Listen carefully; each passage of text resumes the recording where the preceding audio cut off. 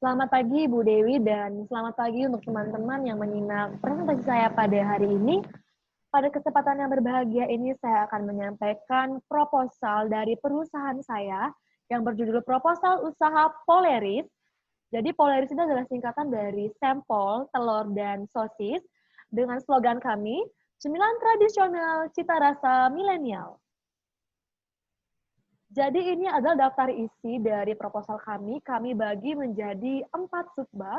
Yang pertama ada business overview, lalu yang kedua ada analisis usaha, dan di bab 3 ada analisis pasar atau analisis SWOT, dan di bab 4 atau di bab terakhir ada content plan atau perhitungan. Saya akan lanjutkan. Nah, jadi ini adalah kata-kata atau support system kami. Jadi ini adalah kata-kata motivasi untuk mendorong perusahaan kami.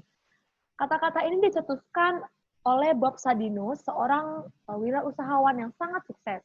Begini kata beliau, orang goblok sulit mendapat pekerjaan. Akhirnya buka usaha sendiri. Saat bisnisnya berkembang, orang goblok mempekerjakan orang pintar. Jadi dari kata-kata tersebut kita dapat menyimpulkan bahwa segala sesuatu itu dimulai dari nol. Dari angka nol kemudian akan melewati berbagai proses dan asahan sehingga dapat menjadi angka 1. Jadi intinya kita tidak boleh meremehkan yang namanya proses. Saya lanjutkan. Saya akan mengenalkan sedikit mengenai perusahaan saya. Jadi perusahaan kami bernama pinggenius.id. Jadi Pinggenius ini didirikan oleh 4 wirausahawan muda pada tanggal 17 Juli 2020. Nah, jadi perusahaan ini bernaung di bidang pengolahan makanan. Kita akan masuk ke bab 1, yaitu business overview. Kita akan langsung masuk ke latar belakang permasalahan. Dengan kondisi saat ini, di mana hampir setiap orang tetap berada di rumah saja, tentu membuat daya konsumsi masyarakat meningkat. Selain pada makanan pokok, konsumsi berupa camilan, permintaannya semakin hari semakin meningkat pula, karena biasa digunakan untuk mendampingi keluarga selama di rumah. Solusi yang kami tawarkan adalah kami dari pinggenius.id menghadirkan suatu produk sehat dan lezat dan dapat dinikmati kalian selama di rumah saja. Apa sih yang menjadi pedoman dari perusahaan kami? Yang pertama adalah visi. Visi kami adalah mewujudkan pinggenius.id sebagai produsen sampel ayam terbaik sekota dan pasar. Lalu misinya yang pertama, menggunakan bahan-bahan yang berkualitas, memiliki tenaga kerja yang terampil, meningkatkan kreativitas dalam produk, mendapatkan supplier yang termurah, dan yang terakhir, mendistribusikan produk ke berbagai unit usaha.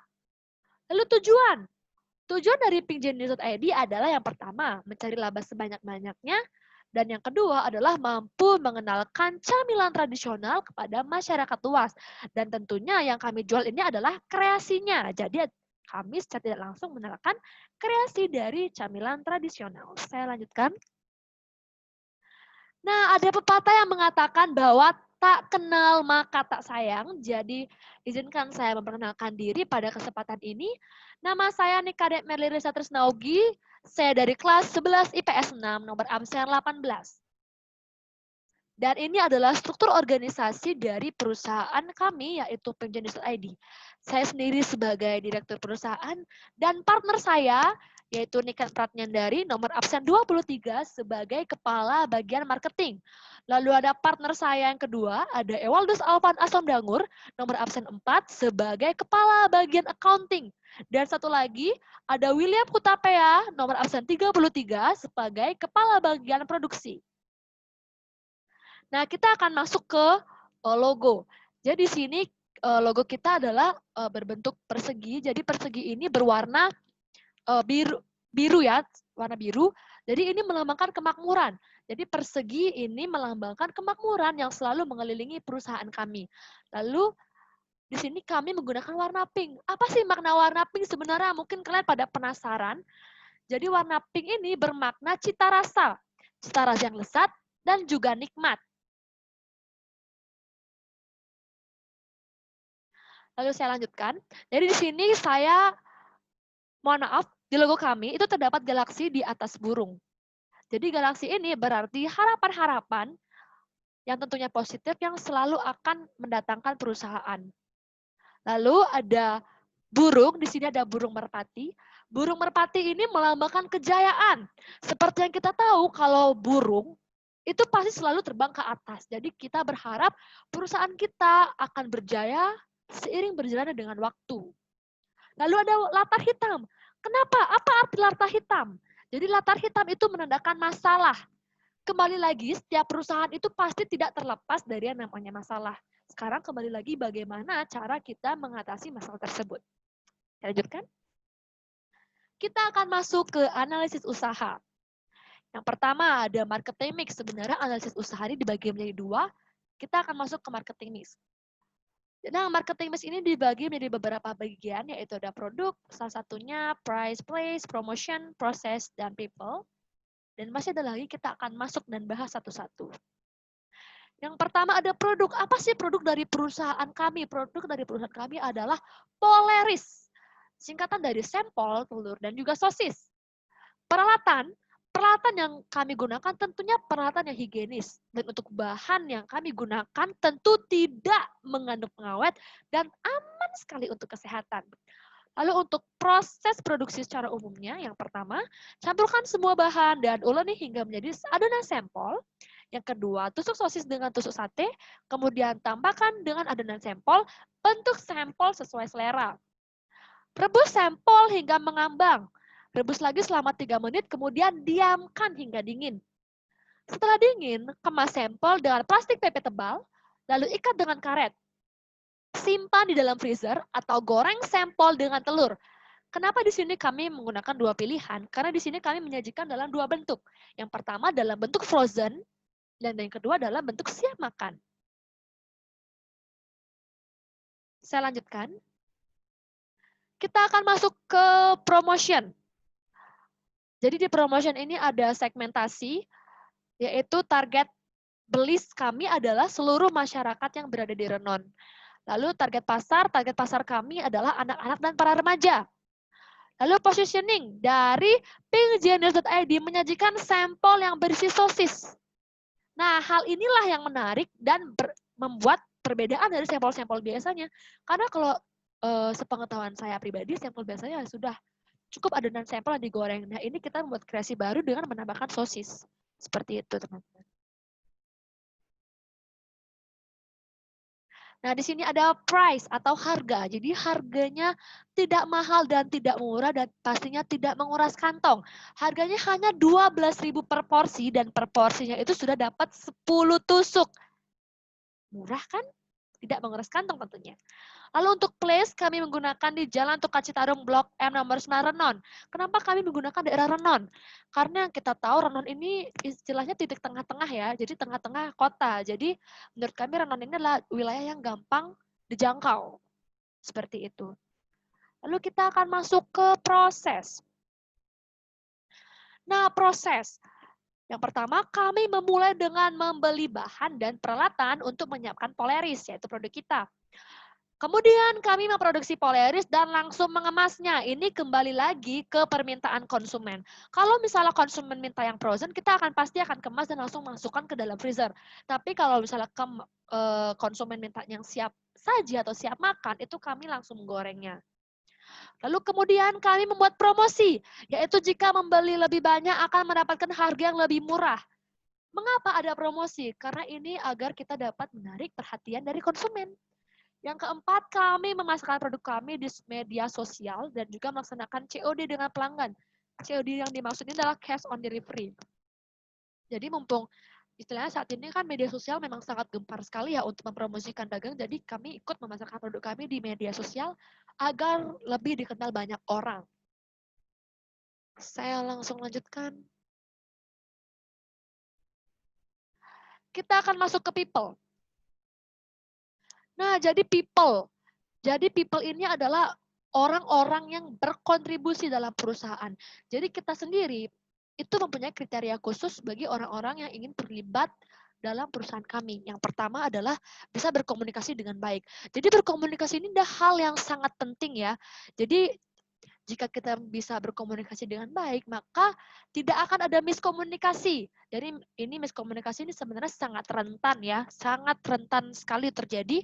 Dan juga dengan adanya komunikasi kita dapat memasarkan produk kita dengan mudah.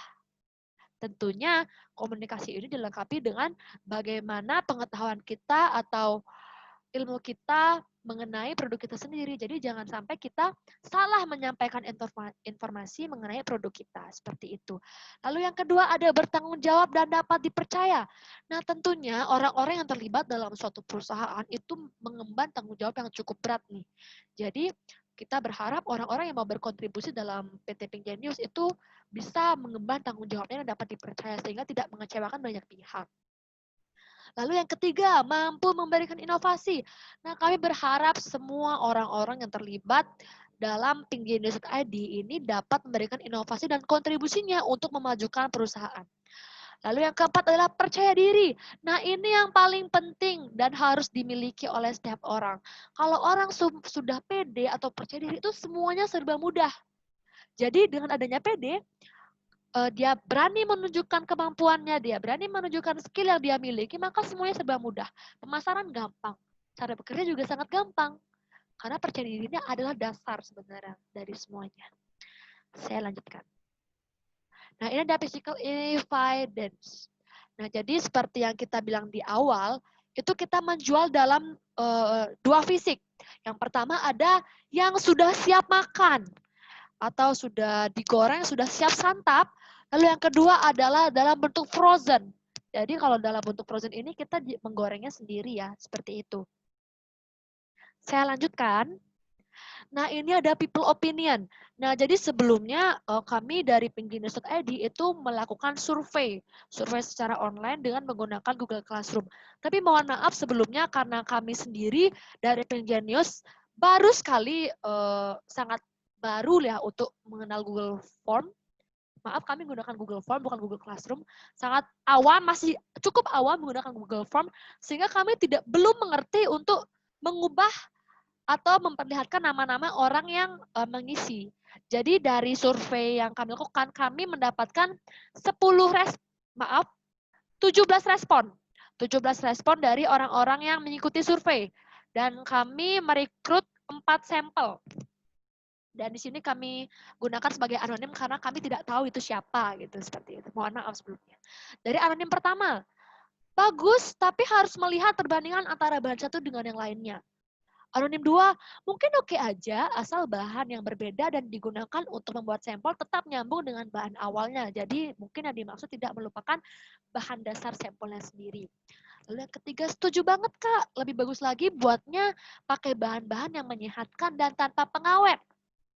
Lalu anonim 4, saya sangat setuju sarannya buat yang enak dan beda saja, karena yang beda itu indah.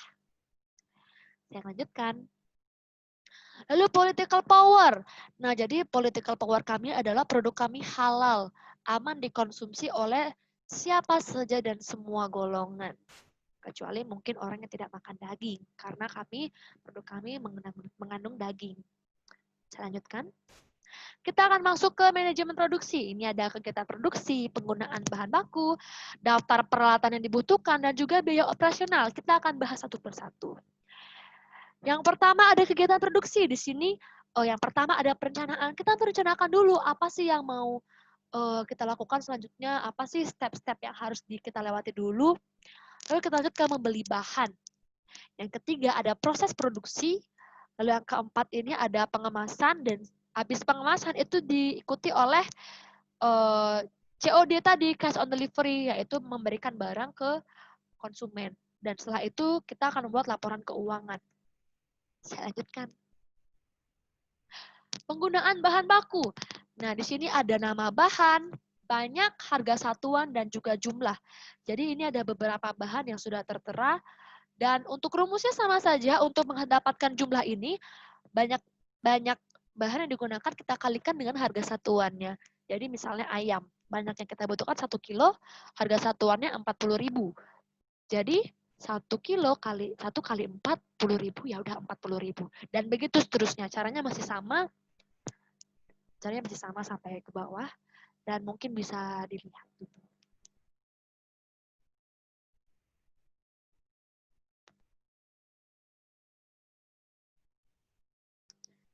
Saya izin lanjutkan. Nah, di sini caranya masih sama seperti sebelumnya. Jumlah yang dibutuhkan dikalikan dengan harga satuan dan hasilnya tetap masih sama. Jadi ini adalah bahan-bahan yang kita butuhkan. Dan untuk totalnya adalah Rp170.000. Itu untuk bahan. Lalu ada daftar peralatan yang dibutuhkan. Di sini kami membutuhkan pisau sebanyak 1 buah, wadah 2 buah, talenan 1 buah, sutil penggorengan masing-masing 1 buah, sendok 2 buah, dan juga blender ada 1 buah. Jadi total daftar peralatan yang kita butuhkan adalah 9 biji. Biaya operasional. Yang pertama ada gas, di sini maksudnya adalah gas LPG, harganya 18.000. Lalu ada air yaitu 5.000. Transportasi ada 10.000 dan stiker itu ada 5.000. Jadi totalnya adalah 38.000. Lalu kita akan masuk ke analisis pasar atau analisis SWOT. Yang pertama ada strength atau kekuatan. Yang pertama harganya terjangkau. Sangat terjangkau sekali, Rp1.200 per tusuk dan kita jual Rp12.000 per porsi, itu sudah dapat 10 tusuk sampel. Lalu tidak menggunakan bahan pengawet dan menggunakan bahan yang sangat aman untuk kesehatan. Jadi kalian tidak perlu takut. Lalu ada weakness, yaitu kelemahan. Yang pertama adalah modal usaha yang minim. Jadi kita juga masih mengupayakan untuk modal usaha ke depannya. Lalu bisnis belum stabil karena kebetulan kita ini adalah perusahaan baru, istilahnya newborn. Jadi kita belum tahu dan belum bisa memastikan ke depannya itu kondisinya seperti apa. Jadi bisa dikatakan belum stabil. Lalu opportunity atau peluang. Yang pertama, sebagian besar orang suka terhadap cemilan sampel. Di sini targetkan terutama anak-anak dan para remaja. Karena siapa sih yang nggak suka nyemil? Saya sendiri suka nyemil juga. Dan yang kedua ada kompetitor usaha. Kompetitor usaha seperti ini tuh belum terlalu banyak di daerah Renon. Jadi hanya segelintir orang saja itu ya udah sampel-sampel biasa aja. Dan ini kita kali ini buat yang beda. Lalu ada threat, ancaman. Segala sesuatu itu pasti ada ancamannya. Yang pertama, adanya persaingan yang kuat antar kompetitor lain. Jadi, misalnya kita dasarnya ini kita kan jualan sampel, cuma dikreasikan. Kita berjualan sampel, lalu si B jualan sampel. Jadi adanya persaingan antara dua perusahaan yang berbeda atau dua kompetitor yang berbeda atau lebih. Lalu yang kedua, orang yang memiliki bisnis serupa memiliki pelanggan setia. Nah, anggap saya berlangganan dengan toko A. Jadi kalau misalnya saya sudah nyaman dengan toko A, mulai dari mungkin fasilitasnya atau bagaimana, saya mungkin tidak akan berpindah-pindah ke toko lain. Sama seperti bisnis kita ini. Jadi orang kalau sudah stuck sama satu toko, itu dia akan sulit sekali mencoba hal baru. Karena apa? Karena mikir, nanti takut nggak enak, nanti rugi toh aku beli kalau nggak enak. Jadi dia mending, yaudah cari yang aman-aman aja, yang udah biasa dia beli. Contohnya seperti itu ya. Saya lanjut ke perhitungan keuangan. Yang pertama kita akan menghitung fixed cost, yaitu biaya operasionalnya. Ini ditambahkan semua dan totalnya adalah Rp38.000. Lalu ada variable cost, yaitu biaya bahan, yaitu Rp170.000 ditambah biaya komisi, yaitu Rp20.000. Jadi totalnya adalah Rp190.000. Lalu harga penjualan. Yang pertama ada rumusnya itu adalah biaya produksi per 100% dikurangi 50%. Jadi 170 dikurangi 50%, harga jual totalnya adalah Rp340.000. Nah, sekali produksi ini kita menghasilkan 440 biji sampel, teman-teman. Cukup banyak ya. Jadi kita bagi. Jadi 340.000 dibagi dengan 440. Hasilnya adalah 770 per biji. Ini harga pokok. Jadinya 770 biji rupiah untuk satu bijinya. Nah, jadi kita menjualnya itu adalah 1.200 per biji. Lalu kontribusi per unit, ini kita menghitung laba atau keuntungan. Caranya adalah 1.200 dikurangi harga pokok. Harga pokoknya adalah 770, hasilnya adalah Rp430. Jadi itu adalah keuntungan kita per satu tusuk. Leris. Saya lanjutkan. Kita akan masuk ke menghitung BEP. Yang pertama ada BEP unit. Rumusnya adalah biaya tetap per harga per unit dikurangi biaya variabel per unit. 38.000 per 1.200 dikurangi 700. Hasilnya adalah 38.000 per 500 sama dengan Rp76. Lalu BEP harga, biaya tetap per kontribusi margin per unit harga. Jadi 38.000 per 600 per 1.200. Hasilnya adalah 38.000 per 2 menghasilkan Rp19.000. Lalu balance sheet, apa sih fungsinya kita menghitung balance sheet? Supaya kita tahu kondisi perusahaan kita ini stabil atau tidak. Apakah stabil yang dalam artian masih aman atau tidak, seperti itu. Jadi kita rumusnya adalah aset dikurangi hutang sama dengan equity. Jadi aset dikurangi liabilities sama dengan equity. Jadi aset kita adalah Rp200.000 dikurangi hutang kita sebesar Rp55.000. Equity-nya adalah Rp145.000. Lalu kita menghitung estimasi pengeluarannya. Jadi untuk menghitung estimasi pengeluaran, rumusnya adalah bahan baku ditambah perlengkapan lain, ditambah biaya operasional. Bahan baku kita totalnya adalah Rp170.000, ditambah peralatan lain sebesar Rp0 dan Rp38.000 sebagai biaya operasional, yang menghasilkan Rp208. Saya lanjutkan. Lalu kita menetapkan harga jual, ini sudah sempat kita hitung sebelumnya. Jadi harga satuan produksi ditambah laba yang diinginkan. Jadi harga satuan produksi ini didapat dari jumlah modal dibagi harga jual total dibagi dengan jumlah barang yang didapat atau jumlah sampel yang didapat. Jadi kebetulan kita 340.000 itu dibagi dengan 440 menghasilkan 770. Lalu ditambah dengan laba yang diinginkan, jadi kita mencari laba sebesar Rp430. Hasilnya adalah 770 ditambah Rp430. Hasilnya adalah 1.200 per tusuknya. Jadi sini kita menjual satu porsi yaitu 12.000 per 10 pieces. Lalu kita akan menghitung estimasi laba. Cara menghitung estimasi laba adalah hasil produksi dikali dengan harga jual dikurangi dengan modal awal. Hasil produksi kita adalah 440 dikalikan dengan 1.200 dikurangi dengan modal awal kita yaitu 170 dan menghasilkan Rp358.000. Itu adalah estimasi labanya.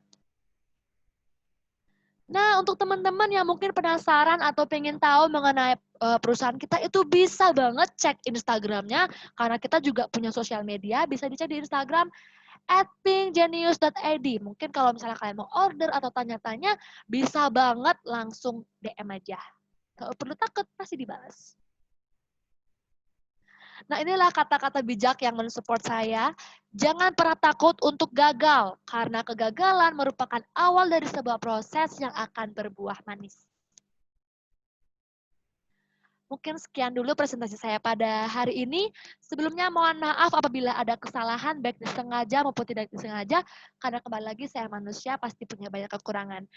Mungkin teman-teman atau ibu guru mungkin punya pertanyaan yang ingin diajukan, bisa menghubungi kontak saya di slide. Ada email saya yaitu rezamerli@gmail.com atau nomor telepon saya di 081238540330 atau mungkin bisa langsung DM ke sosial media pinggenius.id. Akhir kata saya ucapkan terima kasih.